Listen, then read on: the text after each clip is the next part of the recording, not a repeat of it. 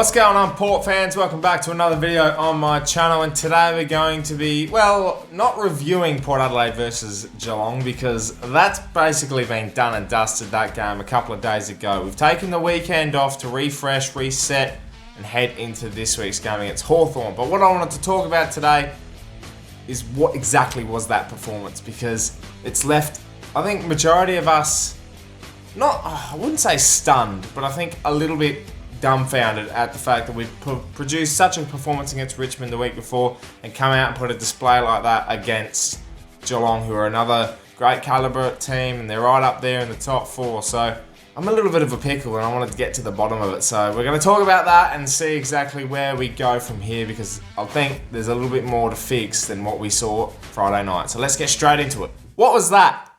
What was that from Port Adelaide Friday night? I have spent the whole weekend trying to figure out exactly what sort of performance that was. And I've come to the conclusion that it's the standard Port Adelaide performance that we've come to know for the last 5 or 6 years. The going back to the roots of kicking it long inside 50, even though there's 400 people standing in there. The no pressure around the contest, the laziness to get back and do that two-way running. It just wasn't evident. And then as soon as the pressure was applied, we just crumbled. And, you know, we've seen performances that's the only performance this year we've put out where you could say we just simply weren't good enough. Because the game against Brisbane, look, we were in it to a certain extent. You know, we were having plenty of shots early, and if we took our chances, then the game might have been a different story. The game against St Kilda, we were in it, but eventually, we kicked ourselves in the foot and they just took their chances. And this one, we never had chances. We never had opportunities to kick straight, because every time we got the ball, we were under pressure. I reckon we were done. We were cooked as soon as we entered that field Friday night, because the body language around the first contest, how Dangerfield can swoop around the back and just get the first centre clearance that easily with the likes of Boat Wines, and I think Power Pepper started in there as well. It was just so lethargic. And when you have a top team like Geelong coming at you, you'd expect a bit of resilience. And we've heard that word so many times this year, resilience. You know, we find a way, we just dig deep and we just keep hunting. And to have a 10-goal loss on Friday night footy, for me personally, Friday night football is like prestigious. You know, you get the opportunity to play in front of the country against a good quality opposition, make a statement. There was an opportunity Friday night. Ken Hinkley even said it in his pre-game address. There was an opportunity to show them what we're all about.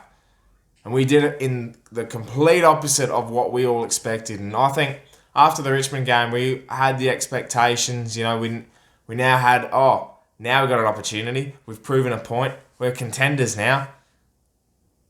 And we produce a pretender's performance against a contender. It's just not quite, I don't know, we're just not there. And I don't know if it's mentality. I don't know if it's just how we approach the game. We had a 6-day break compared to Geelong, who had a 4-day break. That's worrying for me. You know, how they can have a 4-day break, produce a great performance like that, and we have a 6-day break and we look lethargic, slow, tired. I know we've played a lot of games of football in, you know, a compressed space of time, but that's just to our standard, to sit top of the ladder for so long and produce a performance like that, which basically undoes all our hard work. You know, the constant wins, the percentage building. You know, we put ourselves in a great position, and to come to a Friday night footy against Geelong in one game in the space of 2 hours, all that hard work's been undone, and we're now back with the pack, still sitting top, but it's just not good enough. And yeah, you can blame players, you can blame the performance and the way we approached the game. We were still in it at certain stages up until the third quarter. But it was just that Chris Scott out-coached Ken Hinkley. And it's worrying how, still to now, like, I've actually started to praise Ken a bit more, because, you know, we've adapted to certain things at certain times, and just the way we're able to keep at it and keep sticking to our game, and eventually it would pull off. Game against GWS, it pulled off really well. Carlton, we stuck at it even though they were pressing, and we managed to pull off a win there. And it's just these types of moments where you set yourself up to play a big game of football and you produce a performance like that. It's majority Ken's fault Friday night. And I hate the word fault because it's obviously putting the blame majority on one person. Obviously, there's 22 players on the field. They have to make the decisions. But the way we were structured up on Friday night was disgusting. The press was too high. Against an opposition side who's playing Hawkins one out, and I'll get to Charlie Dixon in a minute, but we're playing Hawkins one out, who's an in-form key forward of the competition at the moment. They're playing him one out. We've got Cleary on him, and Cleary's playing the press still. He's playing in front of Tom Hawkins, who's probably the twice the size. The man's a unit. He's too damn big for Tom Cleary. And you're playing Tom in front. He's getting ragdolled. Left, right and centre. He's just getting beaten. Tom Cleary as a defender, you don't play a structure when you don't have the football. When you have the football, you structure up. When you don't have the football, you play man on man. You make sure that you are keeping them at bay. And especially as a defender, the midfield has their structures. You stick to them. You have your different plays and your different approaches to different styles that different teams bring. But at the end of the day, when you've got a key forward who's bagging 4 or 5 goals a week, you play one-on-one and you play behind and you beat him. You can't beat him body on body because Tom Cleary is too small. You beat him in the air or just getting in the right position from behind. You put the pressure on. There were certain kicks to Tom Hawkins that you just can't stop as a defender anyway. Geelong were exquisite with their skills, and I'm not going to take anything away from them because their performance was just extraordinary. And they proved again why they constantly are able to be one of the best teams in the comp. And we were just unable to produce a performance where it showcases that we can match one of the best teams in the comp. And I'll flip it to the other end, right? Because this is where everyone's got an issue, is kicking it inside 50.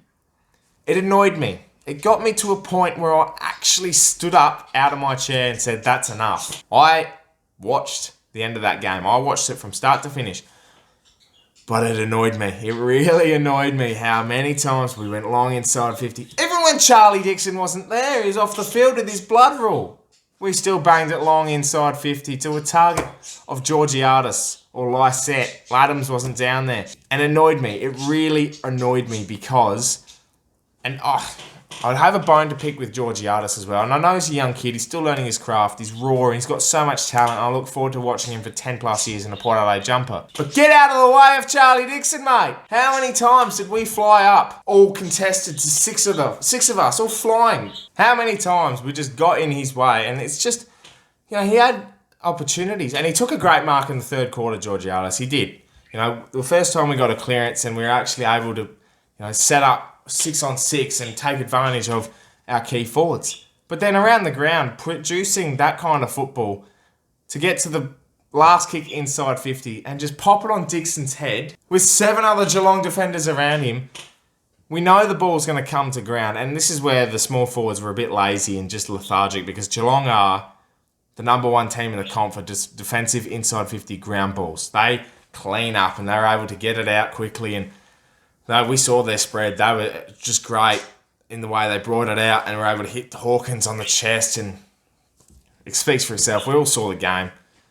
I'd review it differently. If it was an honourable loss, I'd give it a standard review, but I just couldn't handle watching that game. I was so frustrated because I know we can do better, and I know there's every supporter's out there the same. We knew.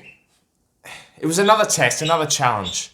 We just couldn't stand up to the opportunity that we had. And with 5 rounds to go, we've got Hawthorn, we've got North Melbourne, Sydney, Essendon and Collingwood. 5 probable wins, I'd say, if we go into that game playing pretty damn good football.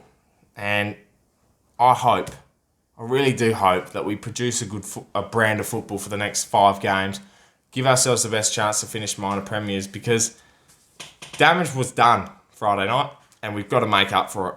And this whole stigma of 150 years and the expectation to do better, Everyone knows where they stand, and I said it last week when I was asked if Port Adelaide are the real deal.